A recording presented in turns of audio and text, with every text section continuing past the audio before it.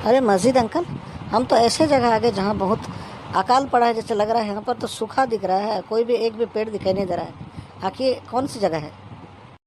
ये डिज़र्ट है और यहाँ पर बिल्कुल सूखा ही दिखाई देगा, पानी की बूंद भी दिखाई नहीं देगी, कहीं कहीं पर ही थोड़ा बहुत पानी दिखाई देगा जेकब। खैर वो बात छोड़ो, आज मैं तुम्हें बाइबल के इतिहास से संबंधित एक अद्भुत विषय पर चर्चा करके बताने जा रहा हूँ, यीशु की परीक्षा के विषय में। क्या तुम सुनना पसंद करोगे? हाँ हाँ मस्जिद अंकल, बिल्कुल मुझे बताइए, मैं सुनना पसंद करूँगा। तो फिर सुनो जेकब, जैसा कि हम पढ़ते हैं बाइबल के नए नियम से, मत्ती रचित सुसमाचार उसका 4 अध्याय 1 से लेकर 11 पद। आओ हम देखें। परमेश्वर का आत्मा यीशु को उजाड़ में लेकर गया। उसके पास 40 दिन और 40 रात तक खाने के लिए कुछ भी नहीं था। उसके बाद यीशु बहुत भूखा था।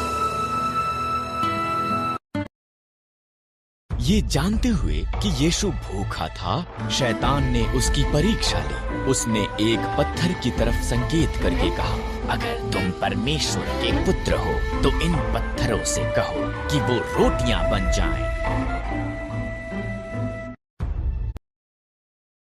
यीशु ने शैतान को बाइबल में से परमेश्वर का वचन प्रयोग करते हुए उत्तर दिया, केवल रोटी से ही लोग जीवित नहीं रहते हैं।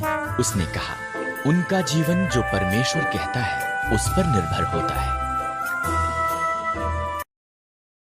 इसके बाद शैतान यीशु को मंदिर के ऊंचाई पर ले गया। अगर तुम परमेश्वर के पुत्र हो तुम नीचे कूद जाओ।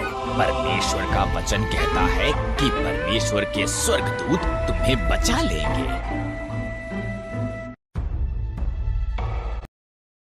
इसलिए यीशु ने उसका दूसरा उत्तर देने के लिए परमेश्वर के वचन का प्रयोग किया। अपने परमेश्वर प्रभु की परीक्षा मत कर। उसने फिर बाइबल से हवाला देते हुए कहा। अंत में शैतान यीशु को एक पहाड़ की चोटी पर ले गया और उसे संसार के सब राज्य और धन दिखाया। ये तुम्हारा हो सकता है, उसने कहा, अगर तुम मुझे प्रणाम करो और मेरी आराधना करो तो। शैतान दूर चला जा, यीशु ने आज्ञा दी। तब उसने एक बार फिर परमेश्वर के वचन का हवाला दिया, क्योंकि ऐसा लिखा है, तू प्रभु अपने परमेश्वर को प्रणाम कर और केवल उसी की उपासना कर। जैसे ही यीशु ने ये कहा, शैतान उसे छोड़कर चला गया। तब स्वर्गदूत आए और उसकी सेवा की। यीशु ने परीक्षा का सामना किया और पाप नहीं किया, एक बार भी नहीं। तो तुमने देखा जेकब कैसे प्रभु यीशु मसीह ने 3 परीक्षाओं में पूरी तरह से जय को प्राप्त किया। शैतान 3 बार परखने के लिए, कभी पत्थर को रोटी बनने के लिए कह रहा है, कभी मंदिर के कंगोरे से कूद जाने के लिए कह रहा है, और कभी बहुत से पैसों और रुपयों का लालच लेकर के यीशु के सामने लेकर आ रहा है, पूरे धन संपत्ति को, सृष्टि के विभव को लेकर आ। लेकिन यीशु ने हर परीक्षा पर जय को प्राप्त किया। आमीन।